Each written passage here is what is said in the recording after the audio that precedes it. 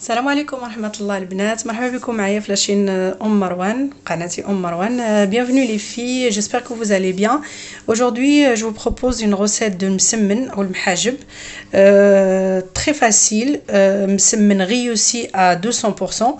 اليوم البنات غادي نوجد لكم المسمن او الملوي، كل واحد كيفاش كيقول ليه، بواحد الطريقة سهلة وكيوجد في اسرع وقت، كيجي مقرمش مورق. هانتوما غادي تشوفوا، تبعوا غير النصائح اللي غادي نعطيكم والطريقه كيفاش غادي نديرو لهاد لا غوسيت. هادي غادي نحتاج نفس الكميه بين الطحين الابيض الفورس والطحين الفينو. المهم هنايا درت 200 غرام ديال الطحين الابيض، وهنا 200 غرام ديال الفينو. Ici les filles, on aura besoin de 200 grammes de farine blanche. Après ça dépend de la quantité que vous voulez préparer. داكشي على حسب شحال الكميه بغيتو توجدوا. Ici j'ai 200 grammes de farine blanche et 200 grammes de semoule fine. Vraiment les filles, elle est fine, hein. C'est pas la semoule avec laquelle on fait le harcha, c'est vraiment la farine de blé en fait. هنايا غادي نحتاج الزيت التوراق. الزيت غادي نخلطها مع الزبده، عندي نفس الكميه، سواء عبروا بالزلافه سواء المهم عبروا بالزلافه سي ميو. دونك ديروا نفس الكميه او بالكيسان. انا مثلا درت 2 كيسان ديال الزيت النباتيه و2 كيسان ديال الزبده. Ici les filles, on aura besoin aussi de 2 verres de henba, de l'huile de tournesol, avec 2 verres de beurre fondu. Ici on aura besoin de 2 sachets de vanille. Vous pouvez mettre juste un, donc تقدروا ديروا غير ساشيه وحده، انا كيعجبني فيه ريحه لافاني. عندنا هنايا خماره كيماويه levure chimique. Donc ici j'ai 11 grammes de levure chimique. غادي ندير غير معلقه صغيره في العجينه، وداكشي اللي بقى ليا غادي نخلطو في الزبده والزيت اللي غادي ندير. Donc ici on a 11 grammes de levure chimique. Je vais prendre juste une petite cuillère pour la farine, pour le mélange de la farine, et le reste je vais le mettre, je vais vous montrer tout à l'heure comment on fait. Ici aussi j'ai de l'huile, donc je peux pas vous donner de quantité, après ça dépend de la quantité de msemen combien vous avez fait. Donc ici juste un bol de l'huile de tournesol. Ici on a aussi la semoule, la même semoule, pour la mettre dans au moment de préparation. هنايا البنات باش نورقوا به، باش نديروه في وسط المسمن. هانتوما غادي تشوفوا. وهنا الكميه ديال الماء ما نقدرش نقول لكم كميه ديال الماء، داكشي على حساب الطحين. غادي نبداو هنايا، غادي نبداو ان شاء الله الخليط ديالنا. غادي نديرو السميده، نزيدو عليها، غادي نخلطهم. كيجي مقرمش البنات، غير جربوه. او نسيت لكم، سمحوا لي، عندي هنايا معلقه ديال ملحه صغيره. كما قلت لكم غادي نهز معلقه بحال هكا ديال la levure chimique. Donc là on mélange la farine blanche avec la farine de blé, donc le fino, avec une cuillère, une petite cuillère de sel et une petite cuillère de levure chimique, comme je vous ai dit tout à l'heure. Et là j'ai les 2 sachets de vanille. عندنا جوج ديال لي ساشي ديال لا فاني، وغادي نحاول نخلط النواشف ومعلقه ونص ديال السكر. سمحوا لي ما نسيت، ما قلتهاش لكم. المهم انا كنوجد معكم en même temps. Excusez-moi, j'ai oublié le sucre. En même temps je prépare avec vous, et là c'est obligatoire. Vous allez voir ce que j'ai mis dans le mélange. Donc là je mélange bien ici. Donc je vais mettre de l'eau. Il faut pas que ça soit dur، ما خصش يكون العجين قاصح وما خصوش يكون رطب بزاف. هنايا غادي نخلط العجين وغادي نتلاقى معكم باش نوريكم كيفاش كيكون العجين.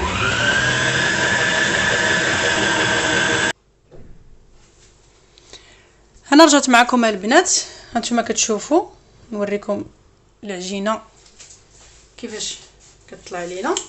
غادي نشدوها في هذا الاثناء. هي العجينه تقدروا غير تخلطوها الا كانت عندكم الوقت، ومن بعد ديروها في شي صاك بلاستيك وخليوها كتعجن راسها. انا اليوم مزروبه عليها، غادي نشدها وغادي نقطعها بحال هكا كويرات صغار.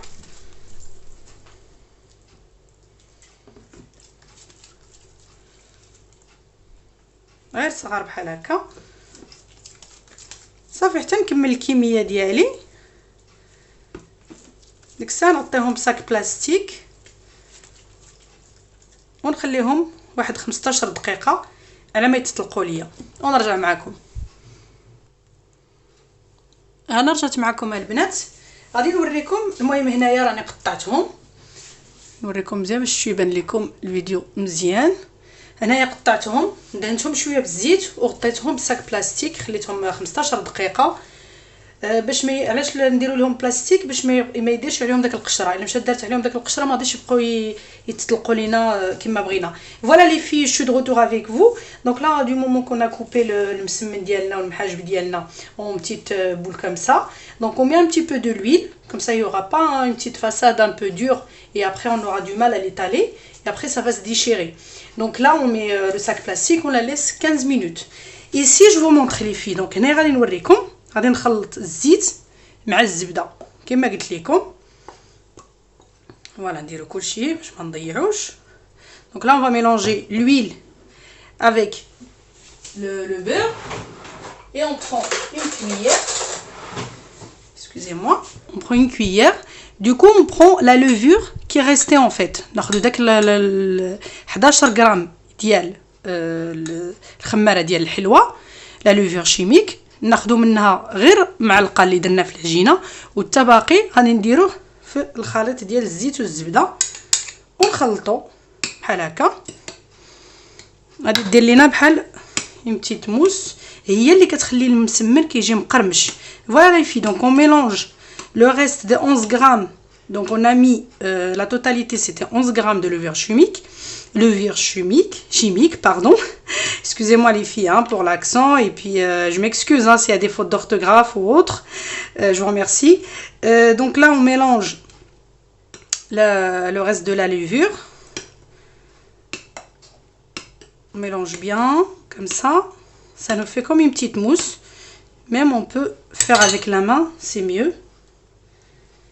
Donc là je vais vous montrer.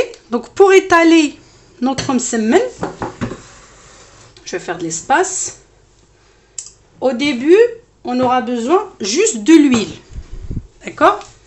Donc là je commence avec les premières et je vous montre. Donc là on met un petit peu d'huile de tournesol.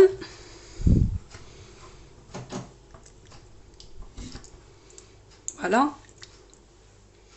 comme ça, sur mon plan de travail qui est bien sûr propre. Donc ici,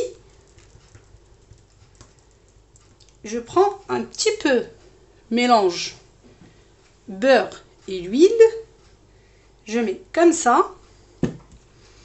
Avec l'autre main, je mets un peu de farine. Et je prends la deuxième boule. Je mélange, enfin je colle les deux et je commence à étaler.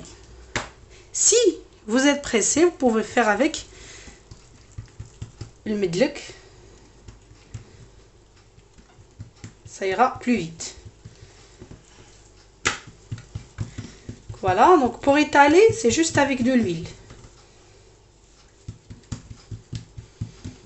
Comme ça. كيجي ما شاء الله البنات. باش نورقو كنورقو غير بالزيت، شفتوا كيجي ما شاء الله، كيجي معجون، كيجي مورق من الداخل، كتجي فيه داك الريحه د لافاني بحال هكا.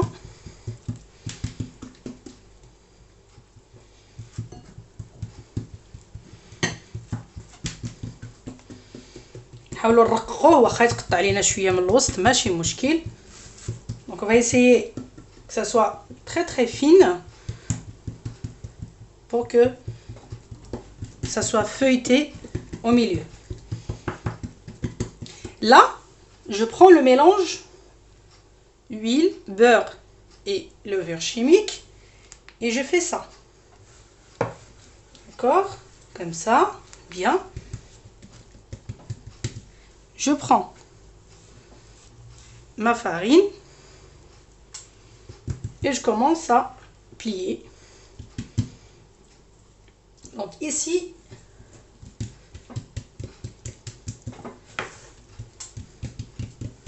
on fait la même chose.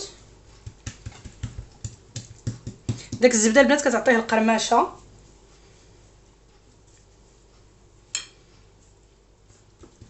Après, pour la taille, c'est comme vous voulez.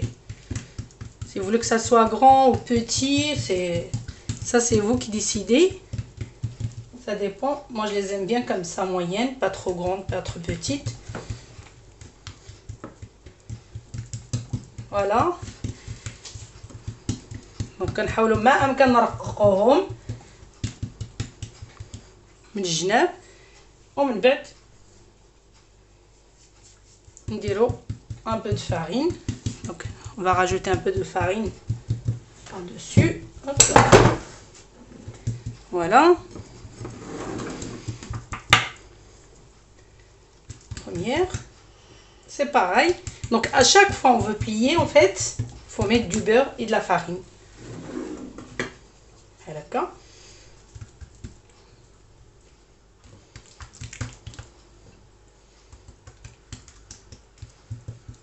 الزبده الا شفتوها بدات كتجمد ليكم تقدروا تعاودوا تسخنوها مع الحال بارد.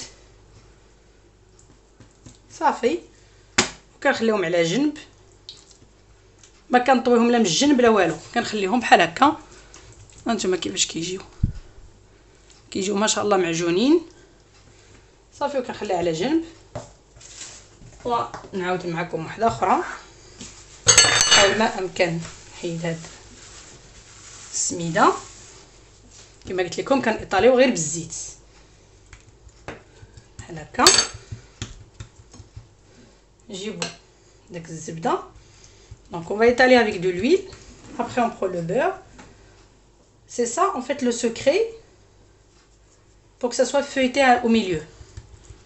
هذا هو السر اللي كيبقى اللي كيخليه كيجي. نحاول ما يمكن نحيد داك السميده. من الاحسن الا كانت عندكم شي علبه ولا شي طاسه ديروا فيها السميده وبقاو ديروا بالطاسه احسن ما تقيسوا بيديكم. انا مع الاسف ما كانتش عندي. صافي وكنطاليو بالزيت. حاولوا ما امكن نورقوا غير بالزيت.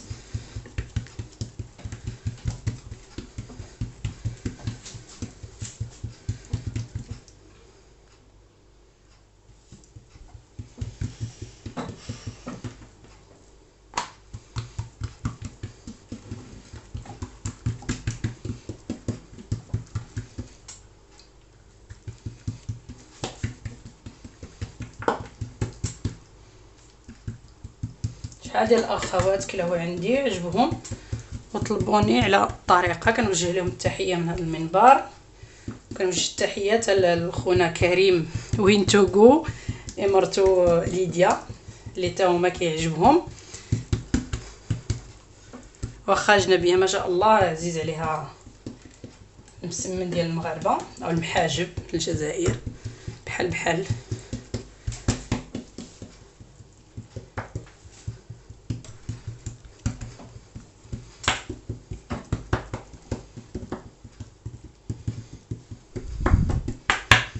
صافي. كنحاول ما امكن نرققو واخا كيتقطع من الوسط ماشي مشكل. انا كنفضل يجيني رقيق باش ما كيجيش معجن من الداخل. صافي وكنشد الزبده كندهنو بحال هكا. كتبقى الكميه الزبده اللي بغيتو ديروا في الوسط نتوما واللي بغيتو. تقدروا ديروا بزاف تقدروا ديروا شويه، مي هي كتجي من الاحسن فاش كتديروا فيها الزبده مزيان. صافي نحاول ما يمكن نخلطها بحال هكا.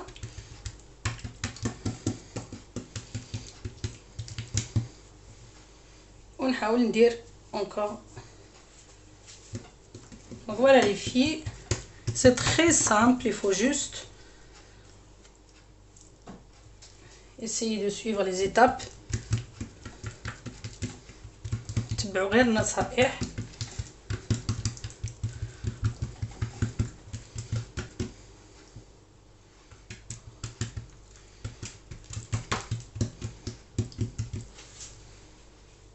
كنعاود ندير السميده وكنكمل بحال هكا حتى كنكمل الكميه اللي عندي.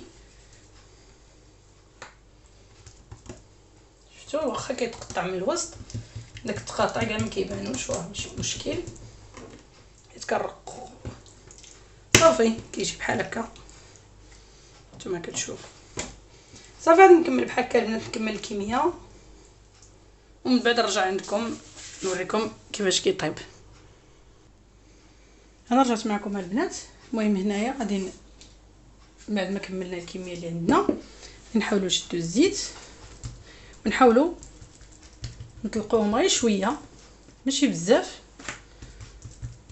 قبل ما نديروهم في المقله.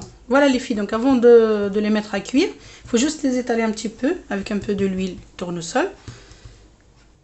هنايا غنحاول ندير شويه ديال الزيت في المقله بحال هكا، ما سخنوش المقله ديالنا بزاف.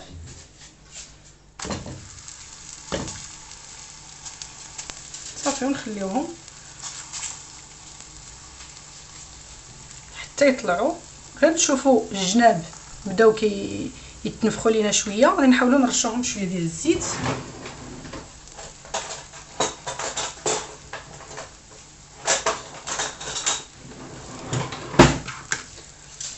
صافي هنايا غادي نحاولوا نرشوهم شويه الزيت باش كيطلعوا كيتنفخوا لينا.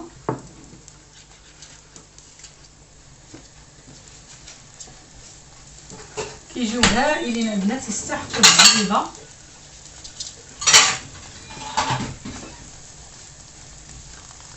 شفتوا هنايا كيفاش كيجيو كيبداو كيتنفخوا لينا.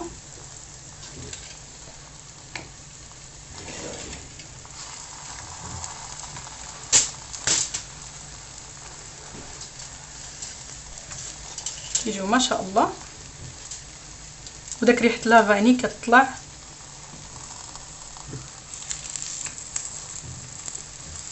حاولوا قلبوهم بلاتي شويه، مازال شويه ما تحمراتش، باش لا قلبناها هي مازال غادي تقدر تقطع علينا. كيجي خفيف وهشيش ما شاء الله. كما كتشوفوا البنات هي قلبتها تجي ما شاء الله كتنفخ. حتى هنايا نقدروا نديروا عليها شويه ديال الزيت بحال هكا. صافي كنكملوا بحال هكا.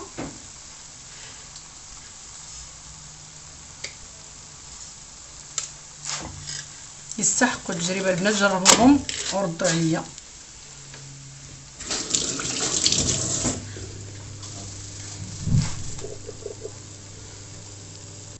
نزيد معكم وحده اخرى. حاولوا ما امكن الجناب، حاولوا جبدوهم. Voilà les filles, je fais une deuxième pour voir comment c'est. On va essayer de mettre un petit peu de l'huile, comme ça aide à gonfler, il devient croustillant. كنتمنى ان شاء الله تجربوهم.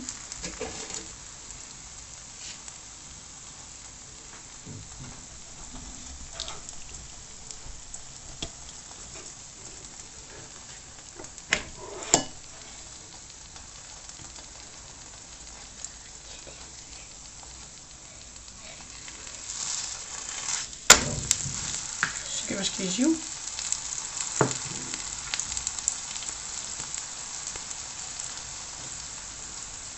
الزيت كتعاونهم باش كيتنفخوا.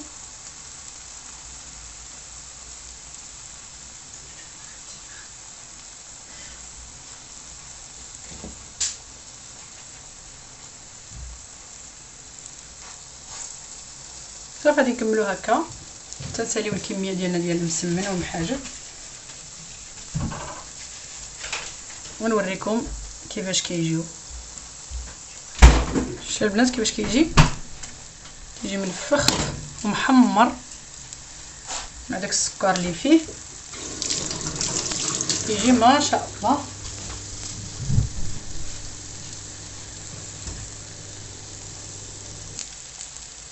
انا درت معكم واحده اخرى البنات باش تشوفوا مزيان كيفاش كيجي. نتوما نقرب لكم، شوفوا كي كيجي هائل هائل، يستحق التجربه. Je conseille les filles de réaliser cette recette chez vous. C'est un msemen rapide pour des invités surpris.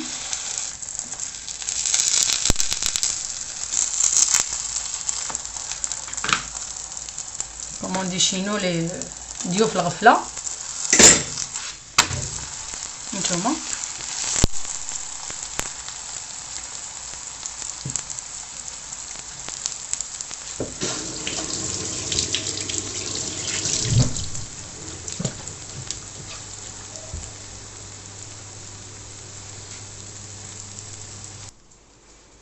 فوالا خواتاتي، انا رجعت معكم باش نوريكم الطبق ديالنا ديال اليوم اللي هو عباره عن المسمن. غادي نحل لكم وحده ان شاء الله تشوفوها كيفاش كيجي من الداخل. نتوما كيجي مورق. Voilà mes sœurs, le résultat final de notre msemen. Donc vous pouvez l'accompagner avec du miel comme vous souhaitez. Et puis j'espère que ça vous a plu.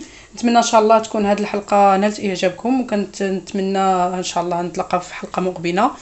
ما تنساونيش بالدعم والاشتراك في القناه، والسلام عليكم على بروشين فوا ان شاء الله. السلام عليكم.